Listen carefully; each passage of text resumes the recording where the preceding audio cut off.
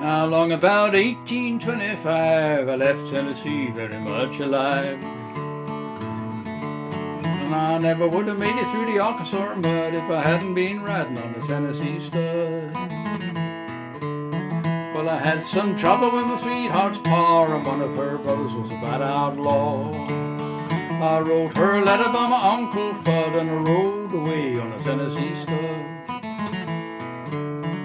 The Tennessee stud was long and lean, the color of the sun, and his eyes were green. And he had the nerve and he had the blood, but there never was a horse like the Tennessee stud.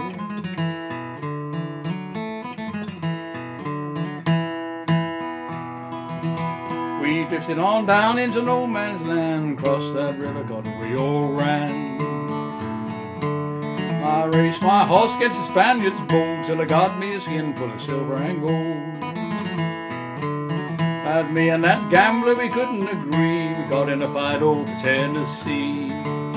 We jerked our guns and he fell with a thud.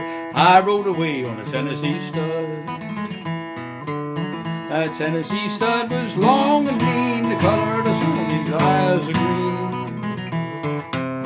And he had the nerve and he had the blood, but there never was a horse like the Tennessee stud.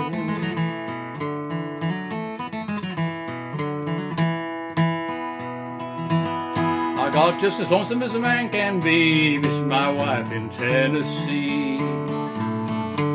And the Tennessee stud's green eyes turned blue, 'cause he was a dreaming of a sweetheart too. I rode right back across Arkansas, whipped her brother and I whipped her pa.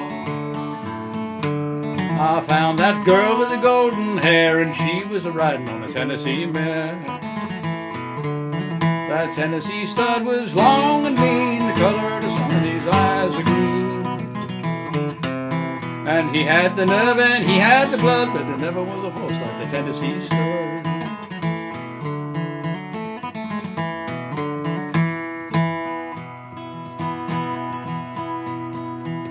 Now stirrup to stirrup and side by side, we crossed the mountains and the valleys wide.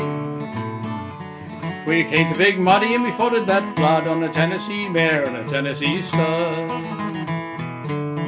A pretty little baby on the cabin floor, a pretty little horse playing by the door. I loved that girl with the golden hair and a Tennessee stud with a Tennessee mare. That Tennessee stud was long and lean, the color of the sun, and his eyes were green. He had the nerve and he had the blood, but there never was a horse like the Tennessee stud.